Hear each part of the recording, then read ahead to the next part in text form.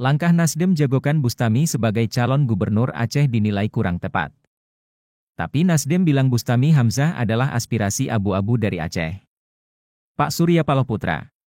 Aceh mendengar aspirasi dari para abu-abu dan tokoh masyarakat dan juga mencermati survei. Lalu memutuskan akan mengusung Pak PJ Gubernur Aceh Bustami Hamzah dalam Pilgub. Kata Willy Aditya kepada wartawan.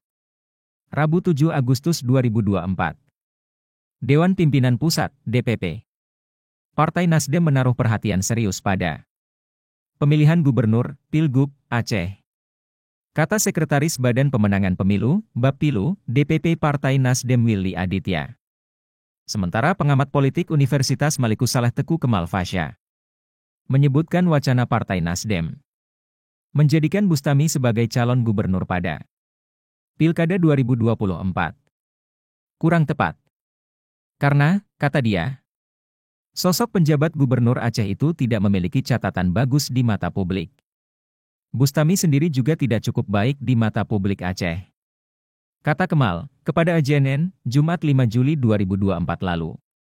Bahkan sebelumnya, menurut Teku Kemal, masuknya nama Bustami Hamzah dalam survei dan radar Partai Nasdem sebagai calon gubernur Aceh mendapat kritikan publik.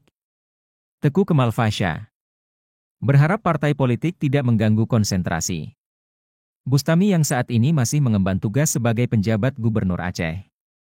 Supaya Pak Bustami ini fokus menjalankan tugasnya. Jangan kacaukan penjabat untuk maju pilkada. Jangan digoda juga. Ucap Kemal Fasya, dikutip Peremoil Aceh.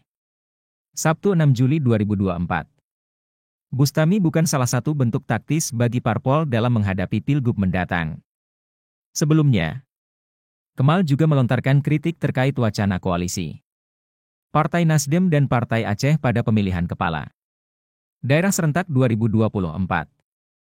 Menurutnya, ide tersebut merupakan hal yang konyol.